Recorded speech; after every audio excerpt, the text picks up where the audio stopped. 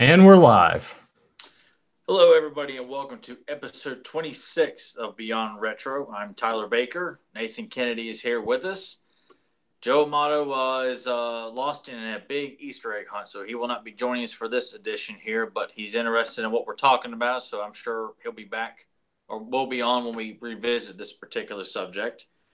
And if you don't know or you are aware of what we're talking about, I'm just going to go ahead and uh, announce it here on the show here. We will be discussing Batman the Animated Series, mainly focusing on a commentary, but doing our thoughts on the show and when we first got introduced to it. We'll we probably won't talk about as much about it in great length because we got the commentary to do, and that's what we would hope to do is when we revisit the show, we'll do more commentaries because of me and Nathan had talked about privately like I gave him like 3 or 4 episodes, like because I'd love to do commentaries for so many of this particular show, as well as other superhero cartoon shows like the Spider-Man series of the '80s, like the Amazing Spider-Man, the Spider-Man Solo show, and hell, even the Batman '60s series would be awesome to do commentaries for. Man, I mean, it's just some. Yeah, it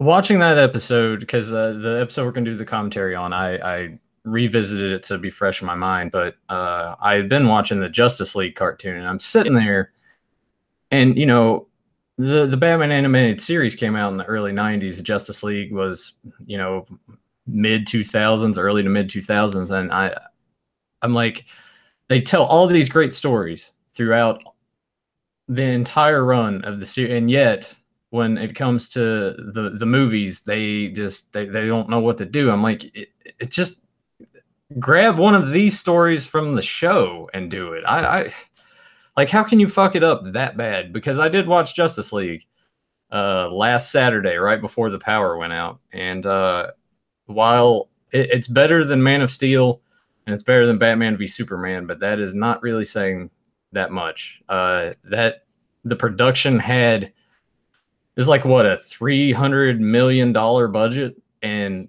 the CG in that, it just looks like a cutscene in a video game. I'm like, you spent this much money on it, and that's what you have to show for it. Yeah, just from the trailers alone, that's as far as I went with Batman versus Superman and Justice League. I watched the trailers. I'm like, no, I'm not interested in that. That looks like shit. It just the effects look bad. Like Nathan said, it looks like something a cuts or an animated scene from a video game. I was like, I'm not interested in that. And I'd always felt too, and I know I'm not the only one who thought that adapting the look of the animated series would make for one kick-ass movie of setting Batman and Gotham in a film noir setting, almost where you've got the gangsters and the villains look. I mean, well, you got like Joker and Two Face acting as if like gangsters of like the 1930s and 40s. Where they're wearing hats and carrying machine guns with gangs, and the police cars look like those old fashioned police cars, and it just God is it's for a children's show. It's got such an atmosphere to it from the look of it. When it's nighttime, it's very dark and gritty looking, but not so much where parents walk in and think that you're watching something that's meant for adults and not children. But the show just continues to age like fine wine. It really does. It doesn't age. There are bomb episodes like in every cartoon series, but it's arguably the greatest superhero cartoon that's ever been done. Yeah, it really is, and it's amazing to me that they haven't managed, other than the animate, like just the animated movies that they've done, that they haven't been able to make that transition to live action, because there's so many good stories there. I just really don't know why they just don't adapt from it. Are they worried of the fan backlash? Like, oh, you stole from this. Like, I don't see why that would matter that much. But Jake Juggalo's in the chat, and he says happy Easter to the both of us. So happy Easter to you, Jake Juggalo. Thanks for joining us there. We'll try to make this as enjoyable as possible there for you and for anybody else listening after this recording. But yeah, I mean, God, I mean, not just this episode, but there's so many episodes that just feature one villain, hell, even two villains. Why is it the animated series we won't count comic books because comic books get it right a lot of the time anyway and may come up with reasons to make it work. But the animated series can bring in two, three, in terms of today's episode, multiple villains, and you feel like everybody, at least aside from like the Riddler and the Scarecrow, who are shown but don't get used a whole lot, are given moments throughout this episode to shine. And it doesn't feel like it's a giant congested episode, given that it does take place in Arkham. If you don't know, we're going to do a commentary for Trial today from season 3. And why is it movies, when they incorporate not just DC but Marvel films, they always have the worst time trying to incorporate a team up, which is people. I still to this day I get giddy when I see team ups in cartoons and comic books. It's always excited me to see it in films. It would be the ultimate, and there have been moments like Batman Returns. I think did a very good job, regardless of what people say about that film. Batman Forever could have been good, and Batman and Robin could have been good too, and but it's just they can't seem to quite figure it out. Why? I don't think Joel Schumacher would have let those movies be good. I figured, like, even because all right, Batman Forever it's fine. It's not, but you could see it, and I'm assuming that did so well that, like, obviously they're gonna make that sequel. I guess Schumacher may have had like gotten a little more power, which is why that turned out the way that it did. If I Batman don't know. Forever success that it was, then no, they wouldn't have given him such free reign, and also using Batman and Robin as a way of marketing Mattel's latest batch of movie toys featuring Batgirl, Mister Freeze, Poison Ivy, and so on and so forth. But at least the guy has owned up, and it was pretty cool.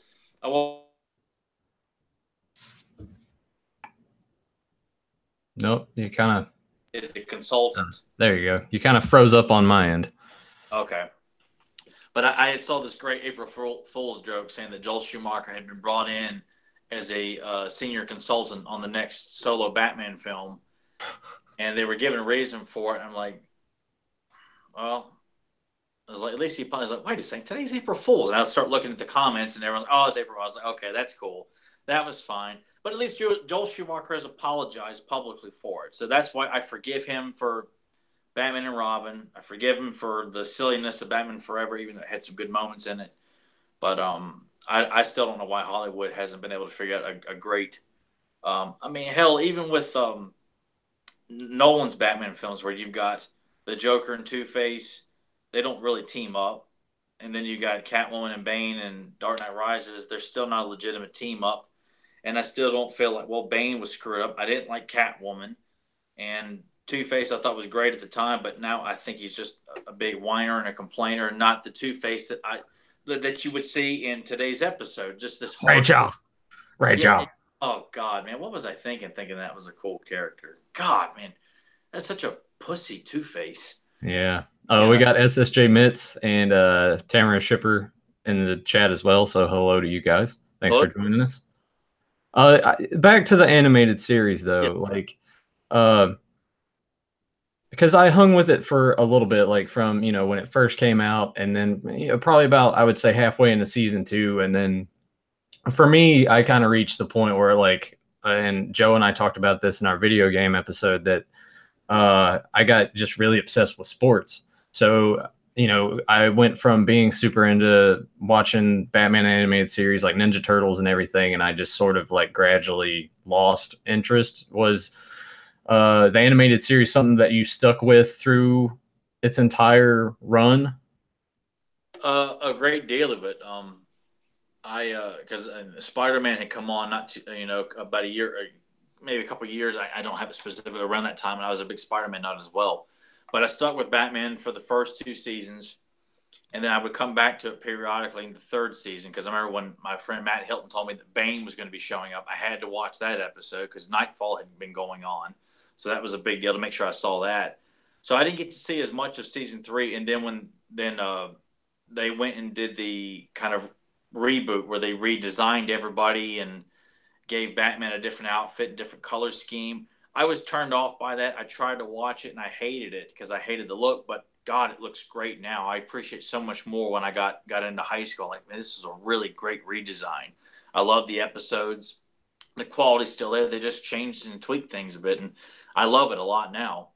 But I didn't stick with it for the last bit. I did dabble a little bit in the Superman show a little bit and watch some Batman here and there. But I was always more inclined to watching the first three seasons of Batman because where Batman's got the yellow and black logo, the blue and black gray outfit, I was just inclined to watch that. The Joker's got the full makeup on there, whereas like the reboot, he's got no makeup at all, just the white face. So anytime I would see that the show was on, I'd wait and see what kind of episode it was. If it was the reboot, I'd turn it off. If it was the original stuff, I'd watch it. Yeah, I can see you now. Like the reboot episodes come on, you're just like, horse shit, and then you just turn the TV over. Yeah, that's how I felt. I hated it, but God, I love it now. I mean, I watch it a lot. Not the redesigned episode. I guess wasn't it called like the New Adventures of Batman and Robin? Yeah, New Adventures of Batman and Robin. Yeah, and it also coincided with the Superman show too, because they did the world's finest animated movie as well, which is quite good too. And that was a great way of doing Batman versus Superman, where they meet for the first time because Batman comes to Gotham and is crashing down into this nightclub, and he gets his mob boss, and Superman shows up, and they get into it. That's how you introduce Batman and Superman. I just they got so many things right. You had a lot of creative writers with Bruce Timm and Paul Dini and Alan Burnett. Who worked on the show too, guys who worked on Tiny Toons and stuff like that, or that was Bruce Timm, I think. But it's almost feels like we could devote a full episode of what this show got right, from giving Mr. Freeze new life with the new backstory that everybody, anytime you think Mr. Freeze, they think the canon that came out of this show. Harley Quinn came out of this show. Scarecrow was done very, very well in the show. Two-Face, to me, this is always going to be my definitive Two-Face outside of anything I ever saw in the comic books. Joker is this one next to Jack Nicholson. I will even put Heath Ledger in third place over that one because Mark Hamill's portrayal of the Joker is just God. It could be argued being the best, but Jack Nicholson will always be my number one Joker. But Mark Hamill's Joker was just and it's just phenomenal. So every villain they did in this show got right, from the Mad Hatter with Roddy McDowall playing him, and Killer Croc. I'd never seen Killer Croc before prior to seeing this show, so it introduced me to a lot of stuff. Well, that's going to be the beauty of what we're doing here, because the idea behind this is I think what we're going to occasionally do is revisit this show, do a commentary for an episode. It would be a good way to just continue to talk about it, because there is so much about this show that is done so well that how can we just sit here, talk about it for half hour, watch an episode, and be done with it? So it's definitely going to be a subject that we're going to continue to come back to. I want to say hello to JSP in the chat. He says that he saw Mask of the Phantasm in the theater. That was the first time that he saw it. So I didn't see that movie in theaters. I'm imagining that you did, though. I didn't, but it's not like I didn't want to, because I didn't. It's still at that time where I wasn't quite sure when movies came out. But even though I knew when Batman Returns was coming out and Willow and stuff like that, my parents would take us. But Mask of the Phantasm, I remember seeing ads for it on TV. I like to see it, but like so many movies I see on TV, just never got around to it. And then I rented it on VHS, and I hated it. I thought it was boring as hell because it was more adult in content. Like, it was more storytelling and not Batman beating the hell out of the. I'm like, where's the Joker? Where's the Joker at? And finding out the Phantasm was a girl. It was Andrea Beaumont as a kid. Was me and my brother both thought it was like, man, it's a girl. I don't want Batman fighting a girl, But as an adult, you appreciate that a hell of a lot more. So this could be argued as the best Batman film as well, because the origin story and tying the Joker in and everything, it's great. It's phenomenal. It's a flawless film. So, I'm sure we'll talk about that at one point. Batman Beyond, the wide variety of great episodes from Almost Got 'Em to, I'm just trying to name off, The Joker's Favor, Bane, God, I'm drawing a blank here. Two-Face, both part 1 and 2. There's just so many episodes. There's a rich history of episodes we got to get through, and also like the Justice League. Like, I would like to do some Justice League Unlimited, because there's so many good episodes on that show too. Unlimited, man. That's a God. I remember watching that first episode where they really focused on Green Arrow in that first episode for Unlimited. I'm like, God, man, Green Arrow's a badass, man. I just fell in love with that show instantly. And season 2 with the Legion of Doom.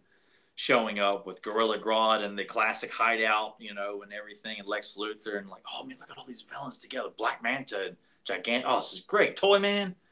So Yeah. it's great. We got a lot to get to, man. And even if we have to set aside a time just to do a commentary and then do the regular show, or just make sure we're just constantly coming back at least once a month to do a commentary. I just feel Yeah, like well, that's yeah, we got to figure something out, even if it's like it's a Beyond Retro episode. I don't know. We need maybe a sub name with it. I don't know. That's just a thing that we're gonna have to figure out, I guess. I feel like commentaries, not just with Batman, but with Justice League, Spider Man. I'm looking at trying to what else. I mean, Batman Beyond be another one, or any like GI Joe, doing commentaries for the GI Joe cartoon. I mean, God, there's so many things we could do. But for just like Spectacular Spider Man, that's another classic show that, it's not necessarily vintage, but It's kind of some of those shows are surprising, like Spectacular Spider-Man. I remember you telling me it's like, oh, you got to watch this, you got to watch it, and I was just like, man, like cartoons kind of just suck now. It was the same thing with the new Ninja Turtles. Like I wasn't completely sold on that either, and you were just like, oh, you got to check it out, you got to watch it, and I watched it. I'm like, oh, they're actually treating it with respect. And then you see the trailer for that new one, and you're just like, oh my god, they threw it all out the fucking window. But that's a subject for another day. Well, Turtles will show up at some point, from the movie to the cartoon and everything else. So we will get around to doing that as well. But I guess.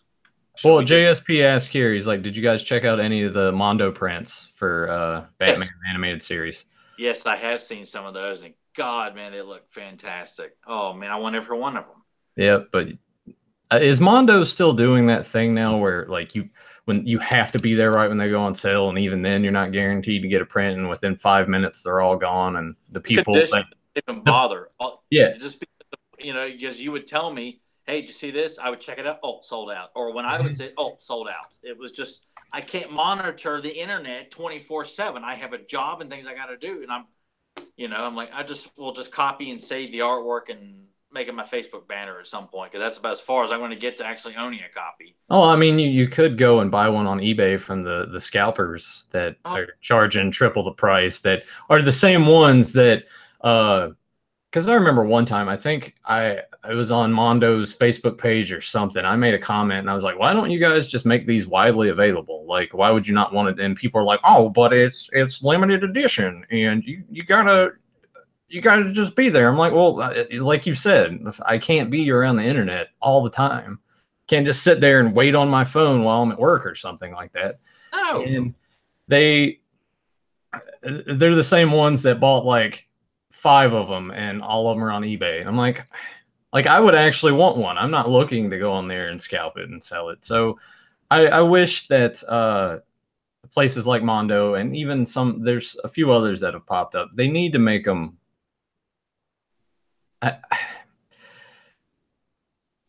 maybe reprint them at some point, something like something.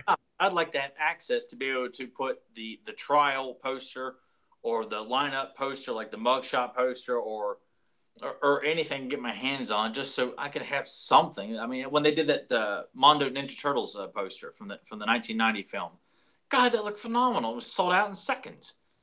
Yeah, it's like, no, I'll just copy and save it. Maybe I'll get to use it on social media someday. It's bullshit. Like, it's bullshit. I'm not a fan of it, but man, they make beautiful artwork. But I like what is? It's almost like you have an exclusive restaurant, but you have an unlisted phone number. There's no signs on the door outside, and you got guards on top of the building trying to shoot people so they can't get in. You're trying to make it that exclusive, Why? Yeah, it shuts a lot of people out, and there's a company, Limited Games, and they take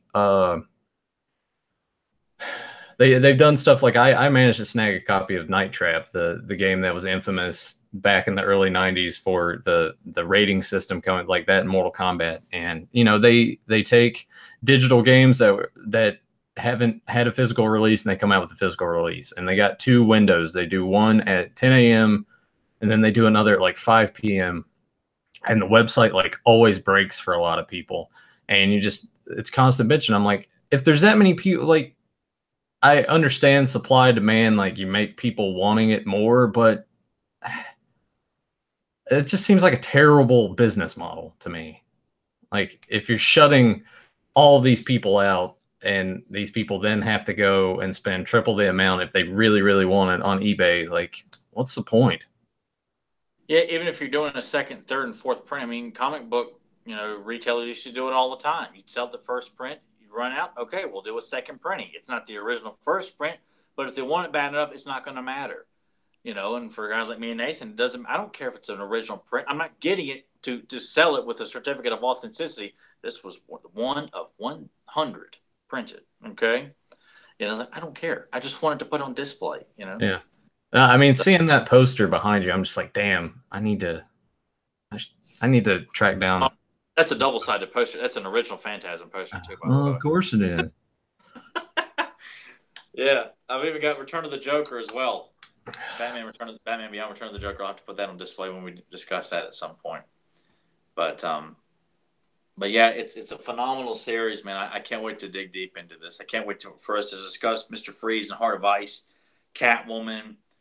I mean, what was so cool is like when this show came out, it was right after Batman Returns had come out, and the Penguin and Catwoman both resemble Danny DeVito and Michelle Pfeiffer. Like, oh man, this is so cool. Let's just like the movie, and which was intentional and everything, of course. But it could not have come at a better time, especially when Batman and Batman Returns have come out and been the juggernauts they were. It's the perfect time to release an all-new Batman animated show that took itself seriously and was done by people who loved Batman. They didn't want to make it a caricature or something silly. And at least fortunately from this show, it was a long time before Batman was done silly again. And I never did watch Batman Brave and the Bold. I know it had a lot of fans. People thought it was funny and stuff, but I'm sorry, I like my superhero stuff relatively serious. I don't mind jokes here and there, something lighthearted, but the core of it has got to be a serious tone, and that's why I'll watch Batman, Justice League, some Superman, and I'll ignore everything else because I mean, it makes sense. Like some of those shows, like when they first did Teen Titans, it had a little bit of that in there, and it was fine. And now they have Teen Titans Go, and I haven't sat and watched it and given it a chance, but it does look like it is like way more sillier than yeah. And that was a popular show. My brother loved it a lot, but I'm like, I'm not watching it. It looks silly and campy as hell. Plus, I didn't like that roster of characters. I want Batman. I want Superman. I like Robin, and I like Nightwing. But I just the Teen Titans group I've never been a fan of, and I just thought the idea of Robin and Cyborg on the couch playing video games and their mouths getting really wide when they're yelling at each other. I'm like, this is goofy as hell, man. I don't watch superheroes to laugh. If I want to do that, I'll watch The Tick. I want my DC Marvel stuff to be relatively serious.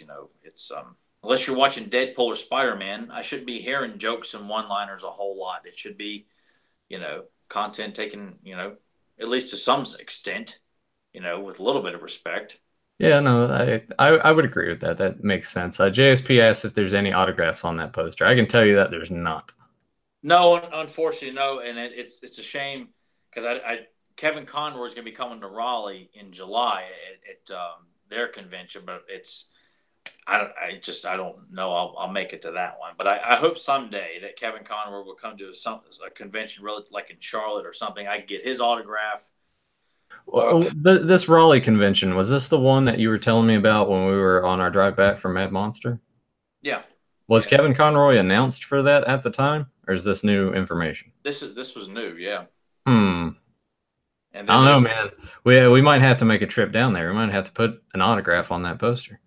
Well, believe me, the thought has crossed my mind. And then there's a convention in Charlotte of comic books where Mark Bagley, who designed Carnage and did a lot of the real popular Spider-Man stuff of the 90s, he's going to be in Charlotte. And I missed the opportunity to go meet him last year. I'm like, so that's another one I'm looking to try and go, just to go meet him. But, yeah, Kevin Conroy is somebody I would very much love to have on that poster there. Yeah. Another show that we forgot to mention that JSP brought up was Young Justice. I've actually watched the first season of that, and I did enjoy that one quite a bit. Heard some good stuff about that one, too. I just... I don't keep cable on, so I don't watch any of the new stuff. Is it on Netflix? I want to say at one point that it was. I don't know if it's still on there. I got a couple of the DVDs when they first came out. Okay. Yeah, I mean, I've heard good things about that too. I mean, if as long as the presentation looks serious, I'll give it a chance. And then if the content sucks, like Ultimate Spider-Man, where the animation looked great but the show sucked balls, I'm not going to watch it. But at least you won't draw me in with crummy animation. And of course, if I didn't love Turtles so much, I probably wouldn't have given the more recent one a chance, and it was great. And of course, Nickelodeon took that all down and flushed it down the toilet with Yeah, God, what the soft fuck are serve. they doing with that? Like it I watched that trailer and all right, the voices are kind of okay. You know, it sort of matches. It's sort of there. You can see it, but the animation's bad and it's like we'll address the elephant in the room. I'm like, all right, the you made April Black, and I'm like, okay, fine, whatever, but why? Is it just that move to just be like, hey, look at this, like, just to get that praise? Like, was anyone just like, hey, why is April still white? Like, I don't understand.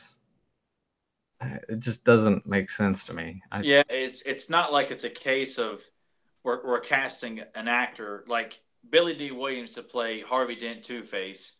You're casting him because he's a good actor. That he like you. We could buy him as a cigar chomping district attorney who's scarred and has it out for Batman and Gotham because this is a good actor. We're not doing it to pander to the masses. Say, oh, look what we're doing. We're casting a black man in a white man role. Aren't we're doing such a great deed for society? You know, it feels like I feel like it's less of that and more of like if we do this, then it can make headlines in the news and draw more yeah. attention. What why they're changing something that's been the same. And I mean, I'm sorry, was that a common complaint amongst ethnicities or even white people in general? Why aren't more? We need more ethnicities. Why is if well, Shredder is Asian, and Hamato Yoshi was essentially Asian as well. I guess yeah. Um, I'm like I just don't see like when I watch Blade, I'm like I can't relate to this because Blade's not white. You know, Yeah, no, it just it's like I went and saw it 3 times in theaters. Like Dad, I just can't get into this, man. He's not white. I can't get behind this. It's just nonsense. yeah, who knows? It But just that new turtle show looks like fucking garbage. yeah, and Raph with his little snaggle tooth and doesn't have size anymore because that's dangerous. So it's almost as if like the old school, censorship of the United Kingdom, who didn't allow the word ninja and nunchucks into Ninja Turtles in the original run. It's like somehow that's kind of bled over to this show, and I don't know what they're thinking. I sure as hell am not going to try it. I hope it bombs miserably. I just so they'll know. Do not tamper with what's worked before. I'm kind of curious how those toys are going to look when they come out because the latest turtle show, like the paint applications on some of those figures just weren't that good at all. Cheap. They went cheap with it. So, um, I hope it fails. I mean, I really do. I don't want it to succeed because, it's stuff like that. Because if that does all right, then they're going to think it's okay to continue to take more and more crazy liberties with the property. Transformers has gone through it, and Hasbro continues to keep recycling over and over again. Maybe it's a thing too, because I'm seeing some stuff in the chat here as well. Maybe the cheaper animation is cheaper to do budget wise. They're saying, it's going to be geared more towards kids. I'm like, well, that should be your primary demographic anyway. Is it just that the attention span of kids is getting shorter now with phones and everything? They feel like it's got to be like, here's flashes of light and shit, and look at this over here, look at that, like, which is probably the case, but it also feels like it's been really dumbed down. Like it just looks like it's meant for 3-year-olds. The animation style, it doesn't look like something.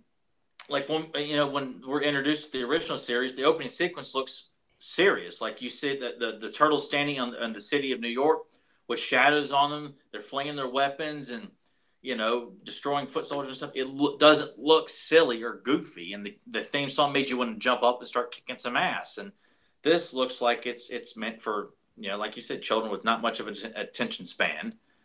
and it's just going to be silly. And John Cena's playing one of the voices of one of the villains. Like, oh God, that's just Speaking of John Cena voicing things, and I know we're getting like way off track from yes, Batman here, but I we watched Ferdinand last night, yeah, and man, just what an uninspired movie. Like that just seemed like complete total cash grab. Like it had moments in it where you chuckle because these movies do have that. But we also redboxed Pixar's Coco, and going from watching Ferdinand to watching Coco was just night and day between the quality. I'm like, holy shit! Like here's a story that they're just like flung it on the wall, and they're like, give me my money. And then like this one here is just like, here's all the care about just the Mexican culture and Day of the Dead and all this stuff.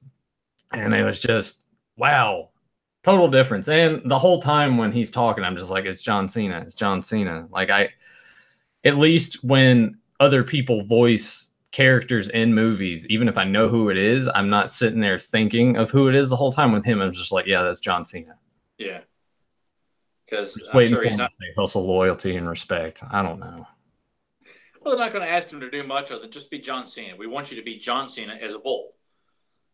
I mean, So I'm happy for him. The dude deserves to have a career. Let him go the path of The Rock and make a lot of money and get out of wrestling. That's fine.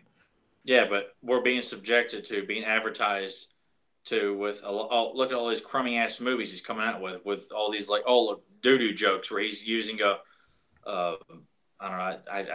I saw he was in some kind of movie where he's like playing a father who doesn't want his daughter having sex on her prom night or some nonsense like Oh that. I'm yeah, like, it's that cock blockers movie or whatever. Yeah, everything, he all that. chugs beer in his ass. Yeah, yeah. That's what we need to see, And I was telling Nathan, the Rock is. I don't think will ever be taken seriously as. I mean, even though people will associate him as a movie star, I won't say he's legitimate at all until he stops playing in these crummy ass movies where he's not trying to work in some sort of joke. It's not funny. Your joke wasn't funny. You weren't funny on wrestling either. So unless you got a good Hey now, he was funny sometimes. I mean, I got tired of his shtick in wrestling too, but there were times that he was funny. You very take very that back. no, I'm not taking it back because I was not. I did like The Rock at one point, but I just his promo was like, man, that's what kind of you know turned me off. I'm like, oh man, another one of these goofy ass promos, Roadie Poo Candy. What the hell does that mean? I mean, yeah, that got repetitive. But I mean, most of the Oh, stuff during that time did. he's got a good voice for cutting promos, but he says the dumbest stuff. But anyway, I still feel like to be like a legit. Hey, I'll go see Dwayne Johnson's new movie. If he stops being silly in movies and actually plays, I know he almost it almost felt like he really wanted to be the next Arnold Schwarzenegger, being in action movies and being taken seriously as like the next big action hero. But look at the movies he's done. It's you can't really say that because it's a joke fest in a lot of his movies, or they're just trash. Jumanji was fine. Eh. It was harmless. It was fine. It was better than I thought it was gonna be. Well, I mean, there are worse things out there, but him being cast as a Black Adam in the Captain Marvel movie Shazam, I'm curious because he looks the part. I just hope to God they don't have him being a silly villain. They probably will. I mean, DC's track record with films at this point is pretty bad. It is, and I won't go see another DC film until they've cleaned the slate completely. And we're going to redo Batman, we're going to redo Superman. It starts from scratch because God knows there's tons of great stories to tell. So that'll be what Superman's fourth, right? Third, because we had Superman Returns. Oh yeah, well he'll be the fourth theatrical. Well, I mean, in terms of like a theatrical Superman, it would be the fourth. Yeah, the fourth Superman. But it would be the third rebooting of the character. Yeah, but look how many. Yeah. We've got. We've gotten Keaton, Kilmer, Clooney, Bale, Affleck. Ben Affleck's not a terrible Batman. I know you're probably gonna like reach through the screen and try to strangle me, but that's the only thing I ever heard anybody say positive about the film was that they felt that Batman was decent Batman. But apparently nobody had problems with Batman killing, but they love to point out, and then Keaton's Batman, oh, Batman doesn't kill, and Keaton's Batman killed. So I'm not okay with that. Like, What? yes, I used to hear bitching about that all the time. You know, when I started to realize that, wait, okay, people don't like the 89 film as much as I do. You know, I'm okay, you people can go to hell. Well, I think people are just bitching about it because it's like it took liberties with the character origins. Like, oh, Joker's the one that killed his parents, blah blah blah. But I mean, I understand it. And when I realized that, and as I got older, I'm like, okay, that's not true. You know, and that Vicky Vale is a redhead, which is why they cast Sean Young. But I'm glad Sean Young was thrown out of the film, and we got, you know, Kim Basinger. But I can forgive it because it doesn't really feel like it takes away from the film, and it's still, you've got great acting regardless. You know, I think it's one of those things that, you know, yes, I can admit that's not true. It probably shouldn't have gone that way, but you know, given the quality of the film, I can forgive that. I'm not blind to it. So I think I'd be a little silly and foolish to say, "Oh, no, it's great, it's perfect." No, it's not correct, but you know, I guess it kind of makes us look like, or makes me look like a dick for asking about the whole April being black and the new Turtles when, you know, Billy D. Williams was Harvey Dent in the first Batman movie. I wonder, people were kind of up in arms about that a little bit, right? I don't recall anything. The only, and like I said, we were kids when that movie came out, so I didn't get notice of like Michael Keaton being cast. It was a lightning rod of anger and negativity. All I saw was, this is Batman. This is my first, other than Beetlejuice, that was my first time of seeing Keaton. So with Billy D, I'm like, I never heard any kind of, you know, negative stories. In going back and researching, it really just felt like he was cast because he's Billy D. Williams. He's a great actor, with the idea that he would play Two-Face. And I think from what I had read from a source that seemed pretty legitimate, that him being Two-Face would be set up in Batman Returns with Michelle Pfeiffer. You know how she kills Max Schreck by electrocuting him? Yeah. That would get Two-Face. Okay. I thought, that if they had gone that route, I don't know how legitimate that was, but it sounded like, you know what? Even if that was some fanboy's creative idea and throw another, it's not a bad idea. No, yeah, it's not. And I guess too, like, I imagine their thought process behind it wasn't like, oh, let's get some publicity, like they do these days. Well, Their plus intentions were probably completely different back then. well, it was because you just don't hear people complaining so much about it. And if they were, it wasn't a big thing. Whereas everything today is under a microscope, and it really feels like that's the popular thing. It's why we've got to constantly swap ethnicities with characters that are so beloved. I'm like, okay, well, if you're going to do it, they tend to do it in like an extended or alternate universe, so that way it doesn't really conflict with a black Spider-Man and a black Batman and a Asian Captain America, whatever the case may be. Today they're clearly doing it to pander, whereas back then they were just casting the right man for the job. Yeah, they're just trying to stir the pot. It's like piss these people off, make these people, but bring eyes to the property. JSP is talking about how there was backlash with Keaton being cast. Everyone's like, Mr. Mom's going to be Batman. Yeah, that's a lot of people thought that, and I could understand that considering that's all Keaton had done. But by God, when you saw that first trailer, man, who could argue that? Oh my God, this is going to be awesome, and it still is.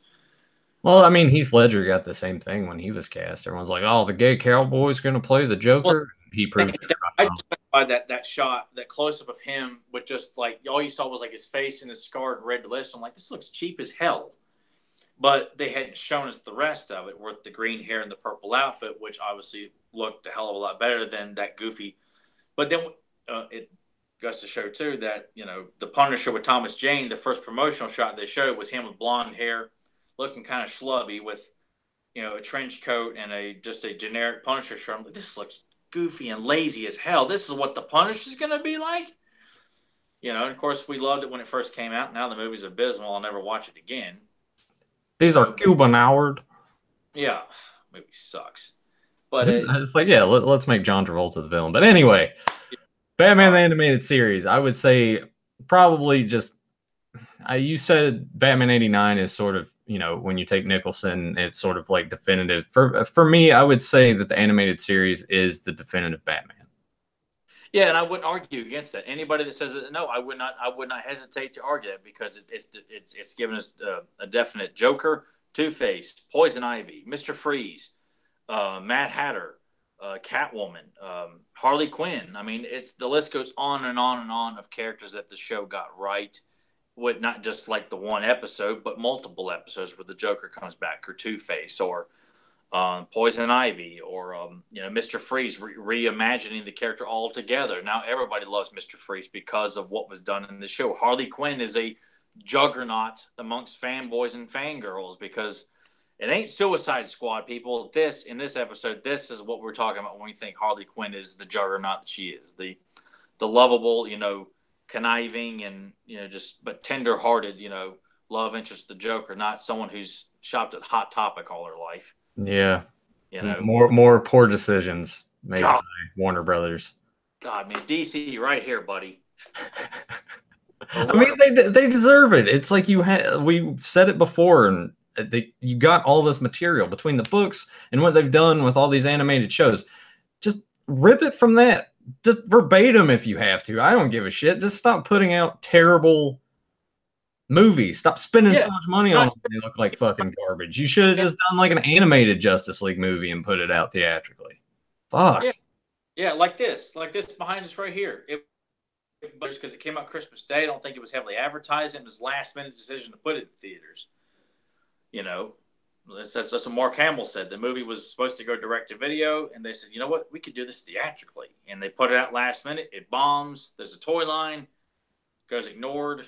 And obviously it's gained a following on home video over the years and really established as being a quintessential Batman film. I think that also just got released on Blu-ray. Yeah, I need to pick that up too. There's no special features on it though. Yeah. No, you want a good movie? Well, we're not putting anything else on there. Fuck you. Yes, George Lucas, I'll give it to you on Blu-ray, but my special edition. Oh, you want the original cut? I'll make it as a supplement disc on DVD. And by the way, right here, fanboys, can't put a really bad version of Jabba the Hutt in the special edition on DVD. You go to hell. You go to hell and you die. So much anger between the both of us. Yeah, we got a lot of anger, but we got a lot of reasons to be angry. Yeah. Or angry, excuse me. But we also have a lot of reasons to be happy because this show is fantastic, and we're gonna journey through this show. Yes. This needs to be a regular thing. Yes. So if people spread the word, if people in the chat room like what we do here, let people know, and we'll share this and get people's interest. And hopefully people like what we have to say, because I know people have discussed this stuff on various podcasts, but I think it's fun to do commentaries, and they've done it on the DVD sets with the writers and stuff like that too. But hopefully from a fan's perspective, you guys can have it just as much fun as we are. Yeah. Well, you think we should go ahead and get this episode going? Let's do it. I'm going to watch it on DVD. Yeah, I got mine up here on Amazon Prime. I put a link in the description if you guys that are joining us now and anyone that watches after this, there's a link to Dailymotion.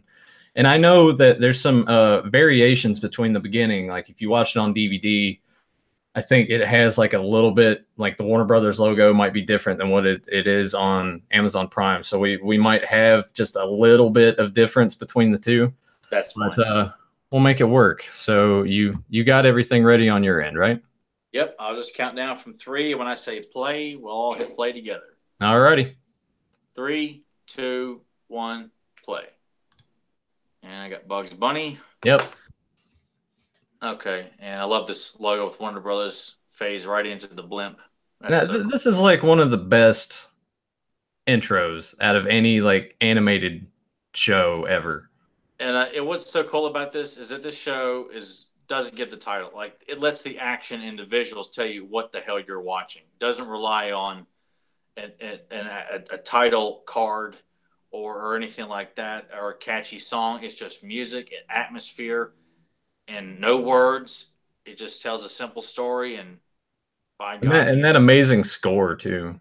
Yeah, Danny Elfman scored, and Shirley Walker, who did a lot of the show as well too. Man, that they to make a cartoon for kids this epic with the music and the tone and the backgrounds, the beautiful artwork. God, man, it's clearly the people at Warner Brothers is like cartoons. That's for kids, man. Where's the And then jokes? here's the big reveal. It's like, oh yeah, see what he looks like right there. And I always thought the title cards were always They were really interesting. cool. Like this right here, you wouldn't know what to, like if I saw this as a kid. I'm like, trial. What does that mean? Who's in this? So, because a lot of times the title cards at least kind of give you an idea of who's going to be in that episode. And of course, it starts out pretty quickly. Like, well, okay, well, Poison Ivy's in this, and this is just a fun, segment of just showing the kind of messed up legal system that goes on in Gotham here. That the crime is it's a constant cycle. All these people are considered insane, so they go to the asylum and easily break out every so often, as opposed to going to jail and Yeah. serving. It's like, oh well, because Batman did this. Yeah, which is it's fun. It's realistic in a sense, like at least with the story they're trying to tell. It doesn't sound overly outlandish or silly. And it's just fun because it doesn't take long for things to really start taking off here. As soon as, Well, I mean, 22 minutes. Got to yeah, cram it in there. and especially with so many characters that we don't have time to, set up a whole lot of exposition. Like, no, we're just going to take off here. And I always like seeing these moments in the episodes because obviously Harley and Poison Ivy would have such a budding friendship throughout the show and into the other series. And it's like, But oh, here's the Mad Hatter. It's like, oh, yeah, okay. badass. I really grew to like the Mad Hatter a lot because of this show and Roddy McDowall's portrayal of him. And I mean, this is just a cool concept for an episode. It's like, here's this attorney that's like, I can't do anything because of Batman, and Batman's the reason that all of these villains are here to begin with. We need to do something about Batman. And it's one of those. I mean, you see this kind of idea pop up in comic books a lot, where the law questions allowing superheroes to operate, whether it's in the Marvel universe or the DC universe. And she makes valid points. Yeah. And it wraps up very well that she agrees that the world needs Batman. But I always think it's cool that Commissioner Gordon's always just by his side most of the time. Yeah, that he clearly Batman's like, oh, hey, look, I got you another one. Yeah. Put on a uniform, and he's like, well, see ya. And what's fun, too, is he can be going on a date with her later that evening. Yeah, of course. Bruce Wayne's always dating everybody. And I like Bruce Wayne's portrayal in this show, too. I mean, and of course, with it being an animated show, you've got multiple times to really establish the personalities. Like, we get to see him as, I mean, he's obviously been out with tons of women on this show. He's a businessman. He's, right now he comes off as a very carefree playboy, just going out with this district attorney. And he's like, oh, hey, what do you think about the Batman? Oh, I think he's pretty cool. She's like, no, he's terrible. Let me tell you why. I love this waiter here. It's Mark Hamill talking. It was just like, oh man, there's Mark Hamill. And it just the concept behind this whole episode. I mean, it's. I like that part. He's like, take your time, and then he like stares at her ass. Like that goes over all the kids' heads. I'm sure the adults watching it is like, oh yeah. Yeah, I mean it's moments like that the great writers on this show just threw in because it's clearly just a shot of her walking away. But if you realize what the body language and things he's doing, yeah, he's watching her ass. He's like, oh, here we go. And then Commissioner Gordon's like, hey, we found this. And he's like, oh, wait. And it's just fun too that I'm sure some people say, well, why would the inmates are just deliberately trick Batman to come where they're at if they can clearly get out? Like, you're missing the point. They're doing this. It's almost like they're having fun, but it's an interesting way of them all probably thinking amongst themselves. We are who we are because of Batman, and then we have this district attorney that's saying we don't need that the world doesn't need Batman, so let's have some fun with it. Yeah, I mean, plus it's also a thing of, well, we have her, so we can bring him here. Two birds, one stone. Maybe we can kill them both. And and only a way that they could, and for them to sit there and say that we find the defendant Batman not guilty. Yeah. When I that, I'm like, oh my god, really? But of course, they're not. It may be our fault. We are who we are, but we're still going to kill him anyway. Which is in true villain fashion. We do Yeah. not want our villains redeemable here, people. These guys, they may have lived normal lives before, but once they've crossed that line, there's no going back, and that's the way villains ought to be. I blame that as another product of today's society where we got to feel sorry for our villains. Doctor Octopus and Green Goblin got to be redeemable by the end of the movie. Here we are. Remember when we met Richard Mole and he did the Two-Face voice for us? Yeah, that was probably the only cool part about meeting him, honestly. Yeah, it was. Oh man. And it took nothing to get him to do the voice. All you had to say was liked your work as bad at Two-Face, and he just went right into the voice talking to us. And look at it. There, you cannot get more badass than this. I've seen so many versions. This is definitive from anything I've seen in the comic books, from various green face, purple face, different outfits, the voice, the blue messed up face with the mouth, spread open. Killer, I like the sound of Killer Croc's bare feet walking across the concrete floor. Just the little the extras of sounds that they throw in here, and that straight jacket here. God, there's so many cool things.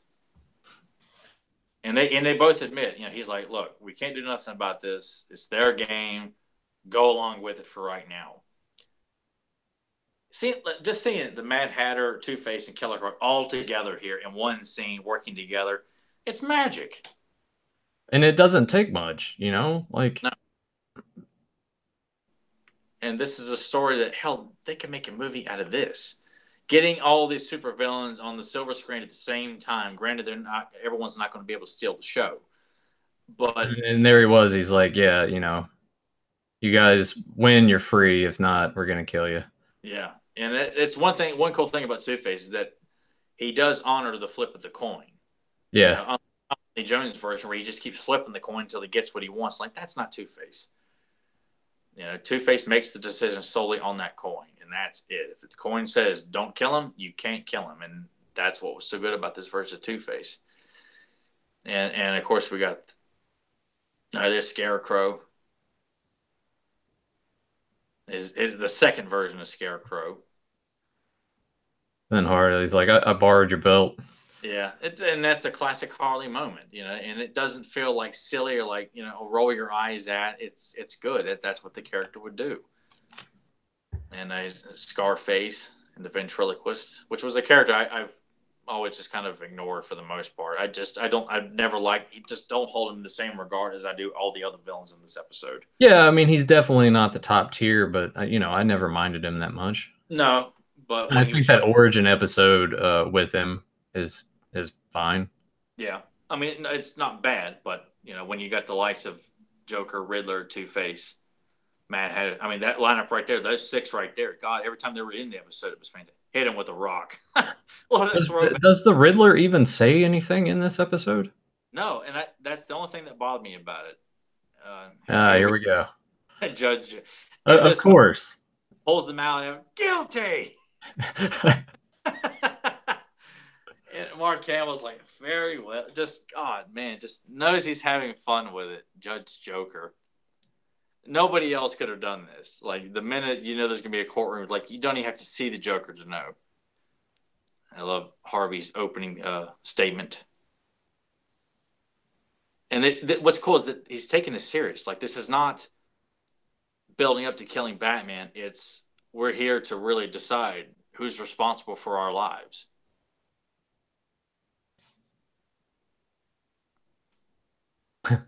So cool. See, I just get drawn in just watching it. Yeah. But it's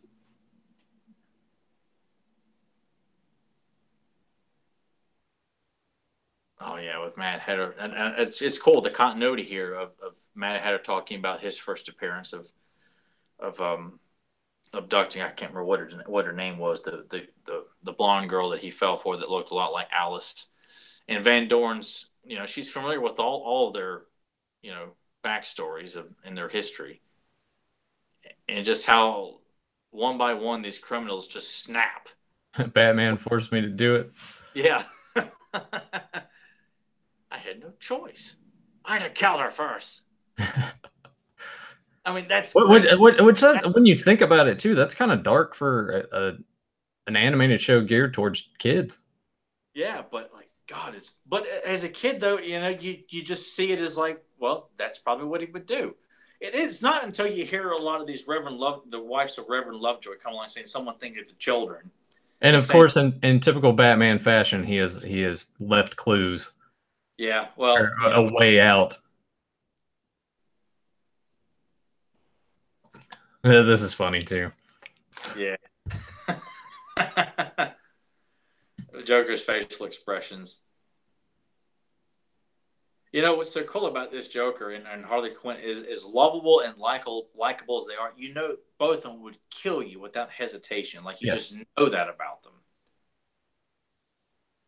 The squints of Batman. Thank you, Batman. He just squints. I just love the movement of the eyes.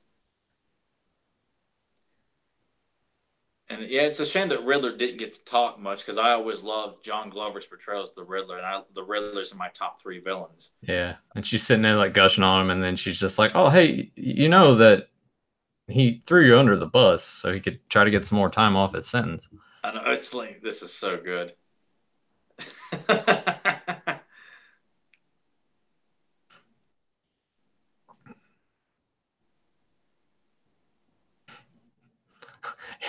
And there she is, just ready to like tear his head off.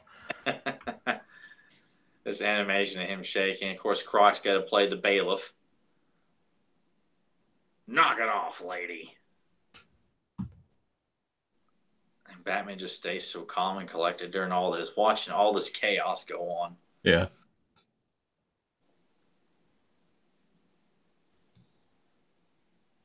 And this is a fun kind of dynamite blow for Pamela Isley here.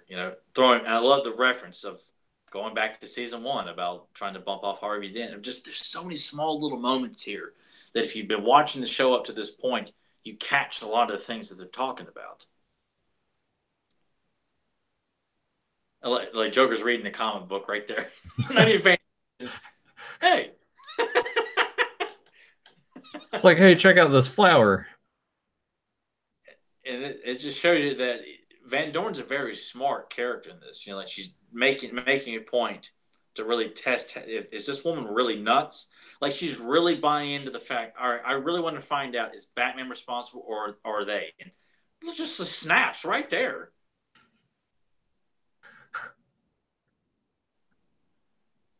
And I like this moment with Scarface. Ha ha ha. Oh man, that's good. Yeah, and here we go. I like what she has to say here about all this. Like, even though she's been knocked on her ass.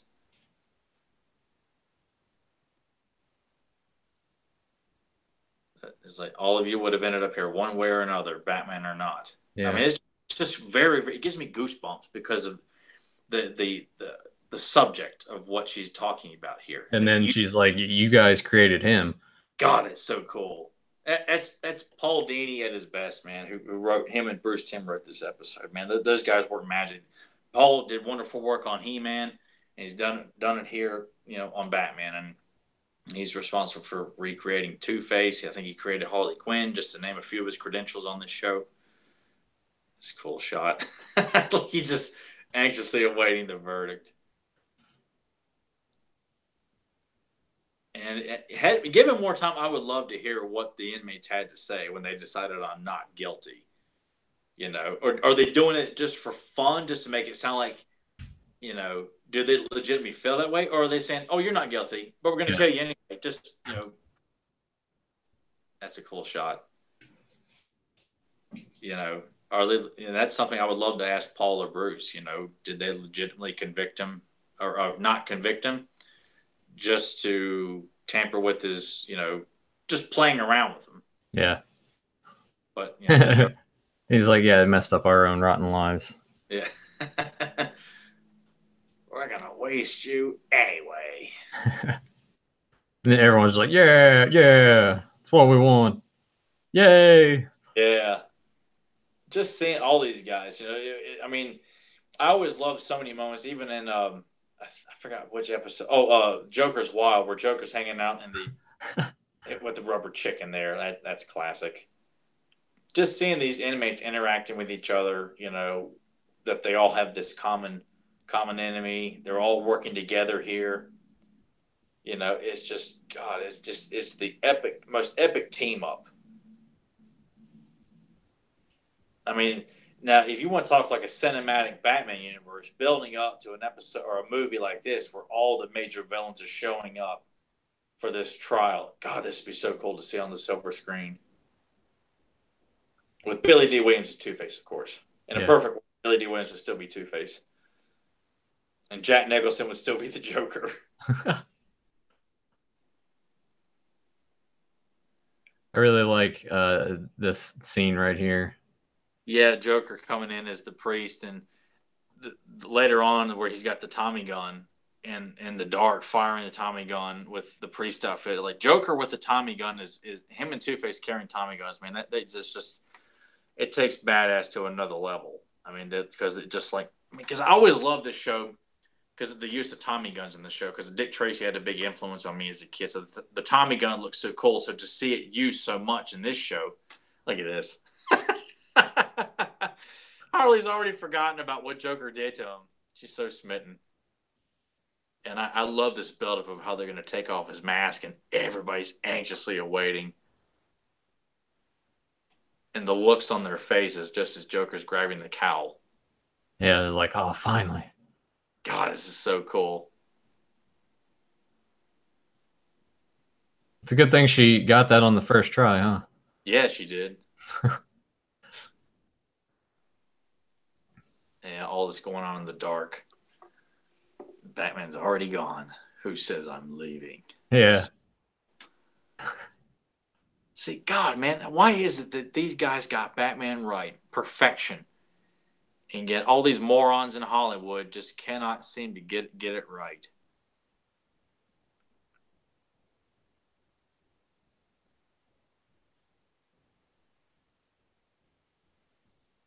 I think one of my favorite parts of this episode coming up when you mentioned Joker having the Tommy gun. They're like, "Hey, you're gonna hit Croc," and he just doesn't care. Doesn't care, yeah.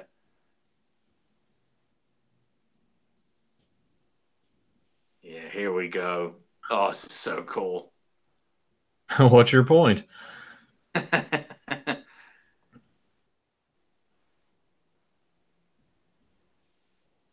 Oh man, that's what I want to see. I want to see more of Joker with his outfit with that top hat on, and or his fedora. Excuse me, not in the priest outfit, but just the classic purple outfit, firing a Tommy gun at Batman. Oh, this is a cool animation. Yeah, his wife electrocuting him.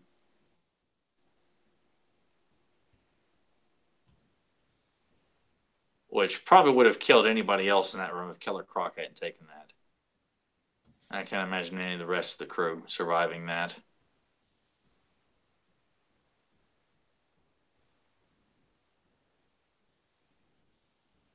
And this is fun too because it's just not over yet. We get to see a little bit of the Scarecrow here, which I thought was cool because I always liked the Scarecrow. Yeah, and I like the redesign of him here too. I think overall between the three that he was given, this is probably my favorite. Even though the third one was much more demonic and creepy, but I like this one a lot. Scarface's head just bouncing down the.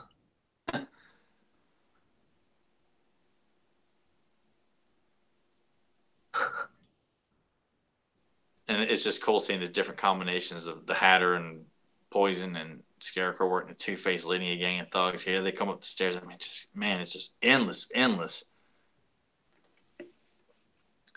I'm kind of curious how he got his belt back. They should have had like a little scene there. Well, remember Harley was wearing the belt in the room, so when he gets out of the street, I guess when he gets her, he grabs his belt again. Yeah. And I like how they use like real like gun sounds when they're cocking their guns and everything. I mean, it just adds a little extra level of maturity to it. One last showdown with the Joker here, and Joker's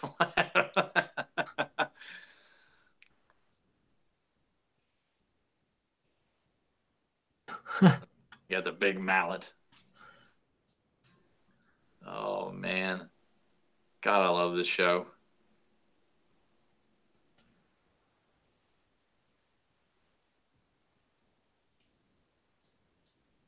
Yep, a show that did not shy away from punching or kicking people too, and showing it too. It's like I'm really, really glad Fox just let these guys do what they wanted to do, make a show meant for children, but take the source material just as serious as possible within the realms of what's suitable for kids. And here we get this nice little truce, so to speak. You're just sitting there like, how does Bruce bring that up on their next dinner date? Yeah, And there's the sun coming up, everything's gonna be all right. and that's it. Credits. Yeah, credits, man. You're just sitting there. It's like 22 minutes, and so many things happened. So And many so many, characters were involved. yeah, and it was a triumph. But yeah, JSP had a question for us while we are watching the show. He said, "Should the animated movie have been a story that featured the Rogues Gallery, and was it good as is?" what you mean? Does he mean Phantasm? I'm not entirely sure. He didn't specify. Um, well, I mean, the only animated movie they had done, at least for this, was Phantasm. Um, I mean, as a kid, I was attracted to the Joker because the Joker was my favorite as a kid. So seeing that he was in it based on the trailers, like I was sold on that. But that could have been a movie like that. Like Trial could have been like the theatrical, like the show's gotten so popular, we're going to release it in theaters to do a less than an hour and a half to an hour and a half animated film with Batman being trapped in Arkham and being put on trial and having to fight through. That would have made a great movie, but um, I think the Mask of the Phantasm, what works for it is that we're also given the origin story of Batman in it as well, at least how he becomes Batman, not the murder of his parents, but the path that he's on. Like he's contemplating being a vigilante, but also dealing with the possible love interest that could change his whole life. And and I buy that as a legitimate reason that he decides, I'm going to go through with this. Like his constant turmoil of talking to his parents at their graves, like it doesn't hurt so much anymore. I found happiness. I have to do this anymore. And Yeah. he turns him away, and he gets mad, and that's when he puts on the cowl for the first time. And so I think Phantasm is perfect as is, but it would have been really interesting to see more of the villains. But given the story that movie was trying to tell, I think just Joker was fine. Yeah, JSP, he specified it. He meant to say or, not and. So he was asking like when they did an animated movie if it would have worked better with having the Rogues Gallery in there or if Phantasm. It probably would have worked at the time Tyler and I saw it as kids. It probably would Yeah, have worked better had there been more rogues. But I would say it works perfect how they did it. yeah. I mean, a movie would give you more time to really, include. You could get away with having, I mean, obviously multiple episodes like the Secret of Doctor Hugo, Secret of Secret of Bruce Wayne or Hugo. The Hugo Strange episode where Two Face and Penguin and Joker show up to buy the rights to find out the secret identity of Batman. I mean, that was the first big team up I saw. So I almost felt like, yeah, a movie given three of the villains, or hell, I mean, hey, it worked for the '66 Batman movie where they got four of the major Batman villains teaming up together. Hell yeah, I would love to have seen that. And that probably, I mean, these guys paid such good, close attention and good care to the villains on the show to put four or five of them in one movie. Yeah, I think it would have worked. But you know what? Phantasm was so damn good. It's kind of hard to argue to get anything else. But yes, I would love to have seen that more villains, especially the Riddler. To get more Riddler, because he was not in a whole lot of episodes. Kind of hard to write for the Riddler, I suppose, because you got to come up with all these riddles and stuff like that to incorporate into the story. Yeah. And Tyler's not much of a gamer these days, but I would say that first Batman Arkham Asylum game was phenomenal with fighting all of the Rogues Gallery and with Riddler, his main thing in the game is you're going around and finding hidden things and following all these clues to grab other stuff. So that was really well done. But I would agree that there does need to be a little more Riddler out there. Yeah, yeah. I really just grew to like. I liked him a lot as a kid. Um, from the '60s show with Frank Gorshin, I liked him on this, and I liked him. I loved him a lot in when Jim Carrey played him. And I just always thought that was as I got older, I'm like, I really appreciate the villains that are more focused on being smarter than the hero, and that's what Riddler's big thing is. Like he really knows he's or believes he's smarter than Batman, and that's what he relies on. Like I like that. Like it's a fun, different take. Like obviously Batman can kick his ass, but it's not about that. It's just about like I can outsmart because Batman is the world's greatest detective. That's just what's so much fun about the Riddler. A guy that's just constantly trying to outsmart him. I love it. And John Glover, I can't wait till we talk about the Riddler on the show because I love John Glover's take as the Riddler. Probably could be said the best version of the Riddler that I've seen. I mean, above Frank Gorshin's, even though his was insanity, but awesome insanity. And Jim Carrey's was fun too, but the animated series one was pretty damn good, man. It really, really was. I liked it a lot. Yeah, this is definitely going to have to be a thing that we're going to have to do this. We're going to have to do commentaries for episodes and things. Yeah. I think this would be like a lot of fun. Yeah. It would just, I maybe, any of you guys leave a comment on the video, like go to the Facebook page and leave a comment. Should we make it a thing where it falls in line with the Beyond Retro, how we're numbering them here? Should it be its own separate thing? Because to me, I'm sitting there thinking like sort of subside it and sort of give it a different name to sort of incorporate us. I don't know, because we're bouncing around between Batman and Spider-Man, Justice League, etc. I don't know. We got a lot of potential, a lot of fun to be had, and just focusing on why people like fans like us enjoy this show, why we buy it on DVD or purchase it on Blu-ray if it ever comes out, or why we're constantly no, hey, Batman the Animated Series is actually getting a Blu-ray release this year. Oh man. Yeah. For me, I'm like, it's on Amazon Prime Video right now, so I can just stream it whenever I want. I don't have to pop the DVDs in, but I might. I have to buy it on Blu-ray. I have to. Hell, I was just thinking about that yesterday. Like, God, this show needs to be on Blu-ray because the colors are so vibrant. So to not have it on Blu-ray, it's a shame. But oh my God. Yeah. SSJ Mitts is like, you should probably make it its own episode series. So, I mean, maybe we'll do that. Maybe we'll come up with a name. It's like, here's episode 1 of this, doing a commentary. I don't know. We got a lot of stuff to figure out with it, but I am very excited at the prospect of this because this was a lot of fun, and there's no way we can cram in everything we love about this show in an hour and a half and just be done with it. No, that's why we'd have to do like a Joker episode, because this is why one of many reasons, like Joker's Wild or Joker's Favor. I mean, those are 2 episodes I can't wait to sit down and talk about. Or Be a Clown, or Harley Quinn where Batman works with Harley Quinn to capture the Joker. I mean, God, there's just so many great Joker episodes, Two-Face episodes. And that's what a commentary is going to have to be done. Is like that's when we really get to focus on why Two-Face is such a badass, or almost got him. We're all in playing poker, talking about how much they almost got Batman. Just God, there's so much potential, so much fun to be had, dude. Yeah, and this is only the beginning. Yeah, it is.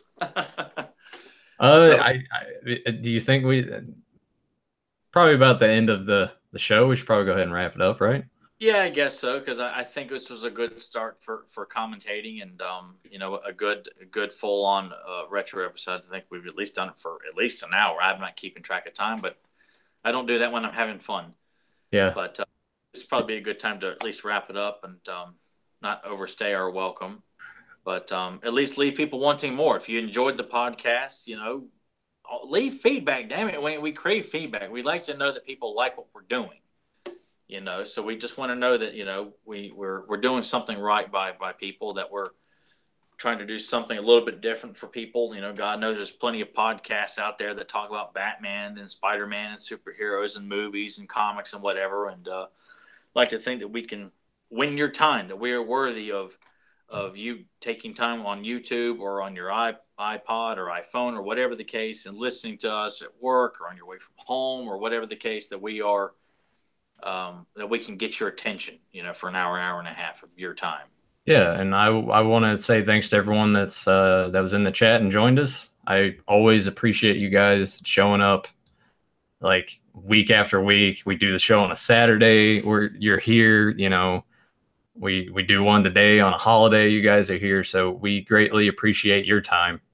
Absolutely, it means a lot. We want to thank every one of you that made it a point of your day to sit down with us and watch Trial with us, or at least listen to us talk about it if you didn't watch it. So yeah, it's really cool to sit and think about sometimes. I'll just be like, man, there's actually a handful of people that just listen to our bullshit every week. Yeah, but sometimes that's what fans like us like to do. We like to sit around and bullshit about why this is cool, why that character can beat that character. It's just fun. It's fun theorizing this kind of stuff. It's legions of people all over the world who enjoy this stuff. So, and there's a lot to be said because God knows I've listened to people talking about, like, you guys are missing so much stuff. Why aren't you talking about this? And why aren't you talking about that? They're just kind of glossing over it, and you're made to think it's going to be, oh, great, good fan input on this episode or a movie.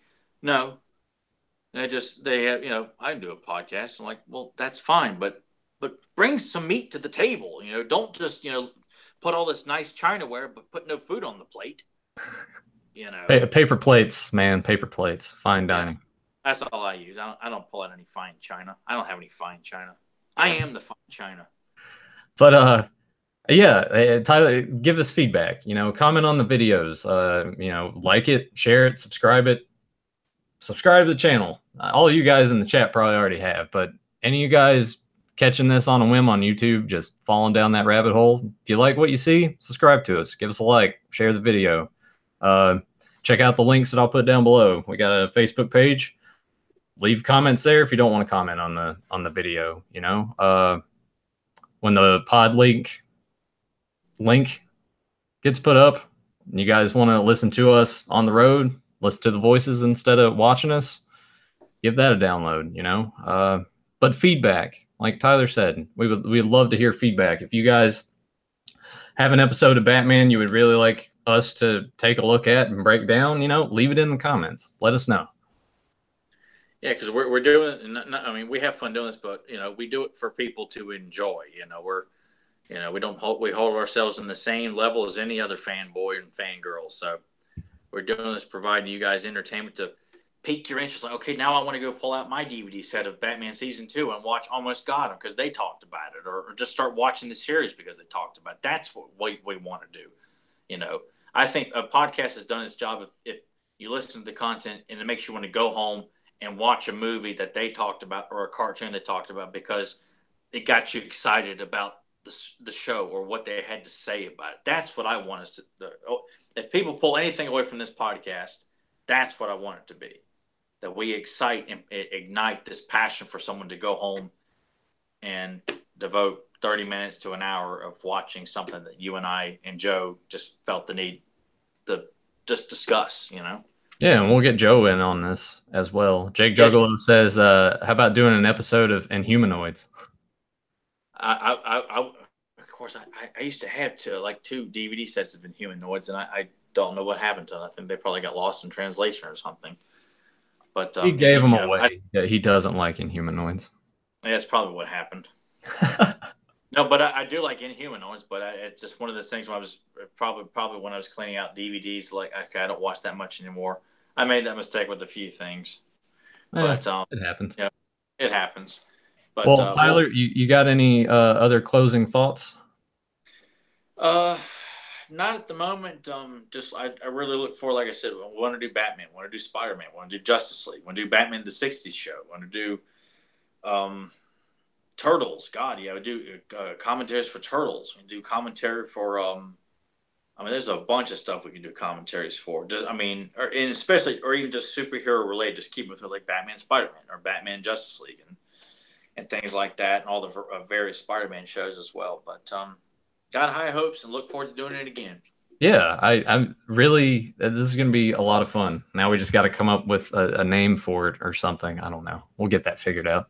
Figure that out, and then next week will be our WrestleMania special. Oh yeah. Next Sunday is WrestleMania Sunday, so it's going to be a lot of wrestling discussion, a lot of breaking down kind of like our favorite WrestleManias. I'm sure I'm gonna go on a rant about how terrible the product is now.